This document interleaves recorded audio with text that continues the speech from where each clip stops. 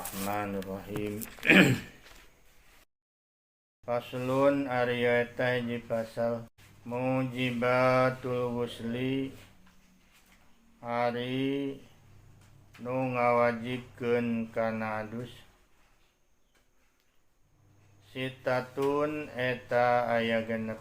Ilajul hasapati tegasna ngasupkeun hasapah fil farji kana farji.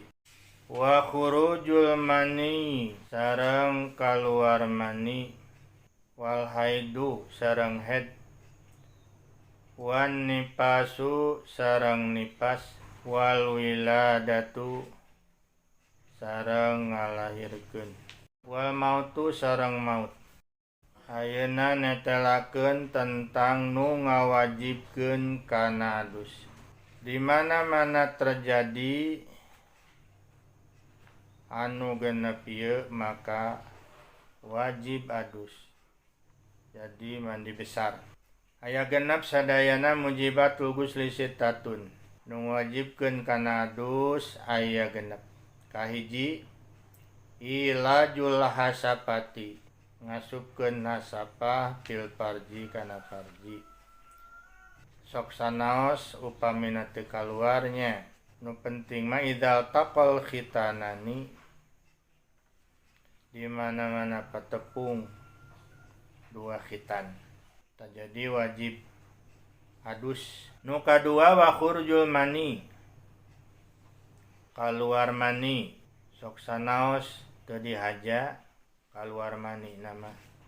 Tapi intina kaluar mani. Anu katilu wal haidu haid. Jadi di mana-mana geus beres haid maka wajib adus. Nu kaopatna wan nipasu sareng nipas. Biasana kebiasaanana anu nipas teh 40 dintennya. Tadi mana-mana tos beres nipas wajib adus. Nya kitu di wal wiladatu ngalahirkeun jadi beres ngalahirkeun ieu wajib adus. Tadukannya anu ngalahirkeunana bangsa di rumah sakit. Tetep di dieu pan kawajiban matak tadi ge mujibatul ghusli. Sabada ngalahirkeun maka wajib adus. Wal mautu sareng maut. Ayeuna maut mah jadi diadusan. Satuluna di paslun ari eta di pasal furudul ghusli. Ari fardu adus isnani eta aya 2. An-niyatu tegasna niat wa ta'mimul badani sareng ngawalatraan badan bil ma'i kucai. Ayeuna fardu adus aya 2. Anu kahiji niat nawaitul ghusla li raf'il hadasil akbari anil wiladati. Upami tina wiladah ngalirkeun. Anin nipasi upami tina beres nipas teh nya.